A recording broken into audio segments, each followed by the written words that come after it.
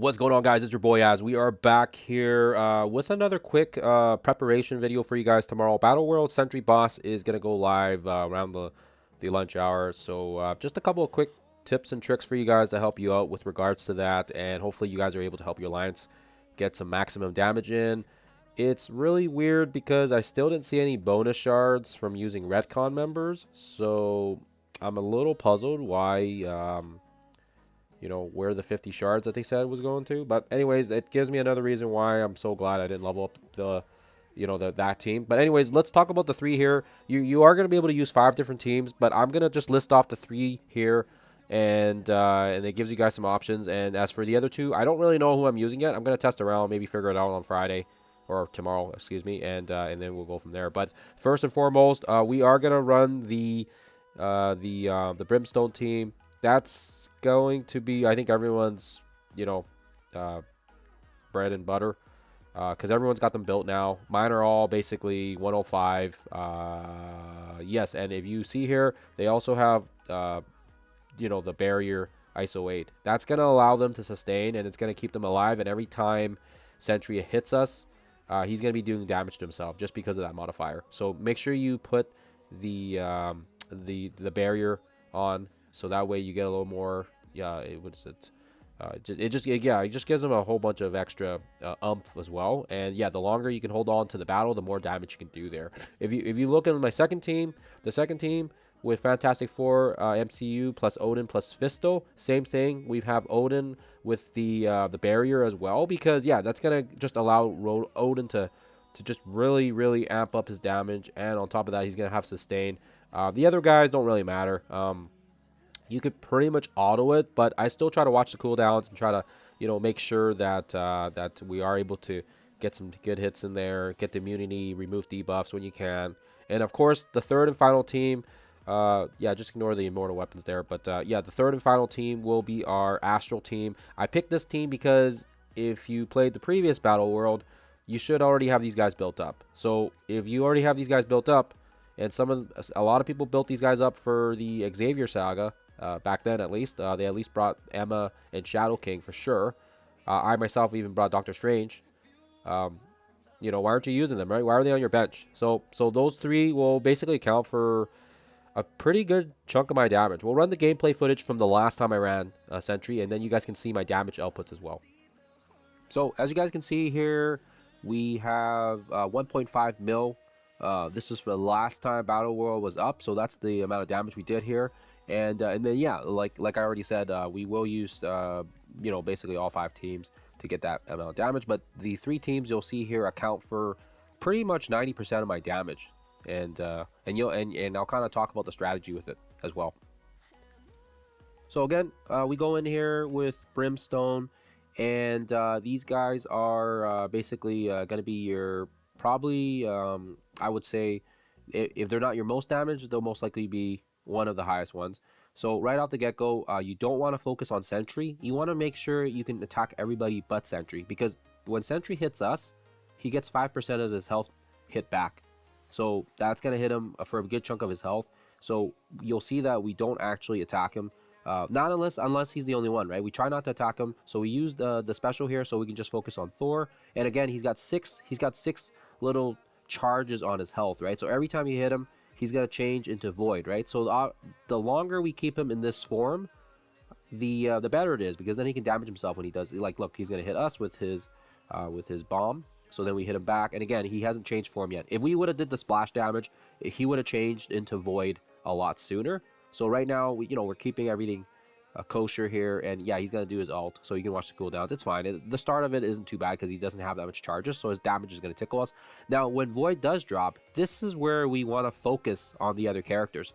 We want to get Void out of this as fast as possible, because if he has allies, he can basically, I think he does more damage, right? He does more damage depending on how much allies he has, and when he gets to his turn or whatever. So you guys can see here, he's got 2 more turns until he changes back. So when you hit him again here, he's gonna change back into Sentry, and then yes, so he's back to there, and then with same strategy. We're not gonna go after Sentry. We're gonna go after all the other guys around Sentry, and that's kind of the strategy that we use here.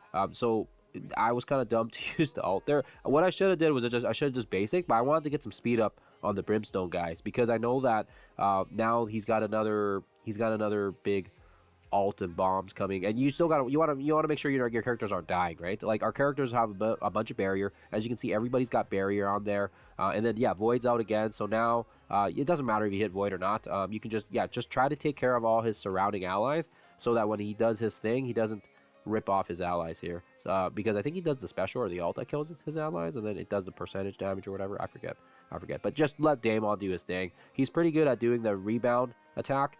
Or the double tap, and then yeah, it does extra damage, and then yeah, he'll go back out again. So the next time he goes, yeah, he's gonna use his ult because you gotta watch the cooldowns. So you gotta make sure that when the next time he goes into void form, it's gonna hurt. So Doctor Strange, yeah, just target one person and let him do the damage to himself, and that's kind of it. I'm gonna fast forward this to the end here so you guys can kind of see the damage. Where is it? Right here. So right near the end, we pretty much lose. And then yeah, we do about 700-ish, which is about like half my score in one attack. So that's pretty solid. And then we actually run in. We'll jump in with the next team now. So the next one is the Mephisto Odin team. This one really doesn't matter. They don't do any damage, even if you don't attack his minions. This one you can honestly just auto it. But you'll see here Odin's great because he just does his little assists over and over.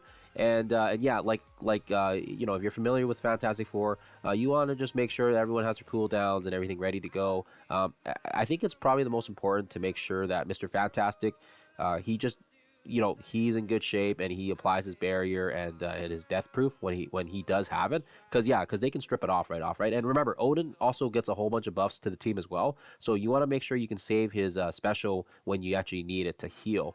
So that's going to be kind of like the main. He's our quarterback, and he's going to be the last one that dies on this team as well because he is so tanky compared to the other guys, right? Yes, he just heals himself every single time. He just heals himself.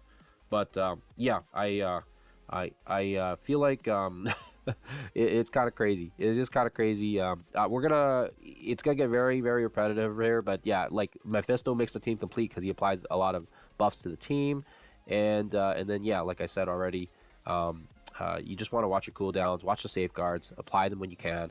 And it's not really, honestly, you can probably hit auto on this one. I think I'm going to zoom in here right at the end here so you guys can kind of see. Odin basically survives everybody, and it's literally just Odin and Sentry. And even at the end here, even when he's like about to kill him, Odin just keeps coming back, and he just keeps doing his ping. But yeah, you guys will see that the damage from this team isn't bad either. It accounts for a decent amount as well. Okay, whoopsie, sorry, I had to switch the other one now. Okay, so we finished from that one now, and we'll go to Astral. Astral, this is actually one you can auto as well. There's not really any strategy as well to this one. This one is pretty straightforward as well because of the fact that Astral is Astral. They've got safeguard, they've got immunity, they got defense up, they got heals, they got Doctor Strange. You can play it if you want. I play it because I don't, you know, I want to see if I can push for more damage. But yeah, there's no strategy with this one either. You don't need to avoid Sentry. I mean, you can if you want. I do feel like you should, for the most part, just do damage to him, splash him when you can.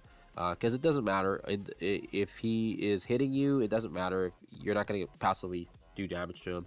Not like the way that the Brimstone does. So it really doesn't matter in this case. But I do find that Sentry is weaker, I think, than Void. So I don't mind leaving him in this form a little longer if I can. And then we can also get some pings as well from Astral assists, and if you need to rebuild your cooldowns. But yeah, you'll like I said, you'll see that this team is fairly good because there's lots of energy generation, there's lots of heals, there's lots of barriers, there's safeguard, there's defense up, there's Doctor Strange is there to I don't know if the revive works. I think I did try it and it didn't really work, but there's heals involved when he does his ult.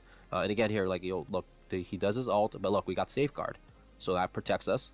And this team is very, very strong because a lot of people built up Astral for the last Battle World for null.